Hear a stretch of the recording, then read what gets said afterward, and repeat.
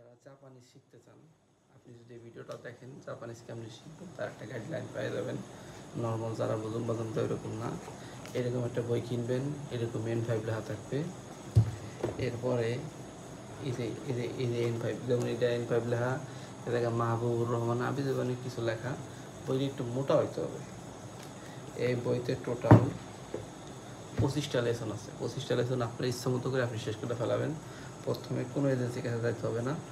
আপনি একটা কাজ করবেন, উড়া দূরে ইউটিউবে ভিডিও দিয়ে শিয়া ফেলার হয়ে মুখস্থ করবেন, মুখস্থ করার হয়ে পরীক্ষা দেবেন। যারা দেখবেন যারা কোচিং সেন্টারে কোচিং করছে তার কাছে আপনি ভালো রেজাল্ট করছেন। If you have dedication, if you don't have dedication, আপনি কোচিং সেন্টার না জাপান গেলেও জাপানে শিখতে পারবেন না। এটার জন্য আপনার লাগবে dedication. I want to go Japan, we want to go Japan, এরকম একটা মেন্টালিটি। এইটা না থাকলে হবে না। This is impossible without Japanese language.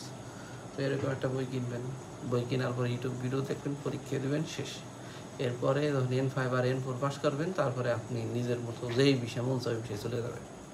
Focus on language, focus on hard work, যেই কাজই করেন ফোকাস অন হার্ডওয়ার্ক, রেগুলারিটি, ইনশাল্লাহ you will success. Good by.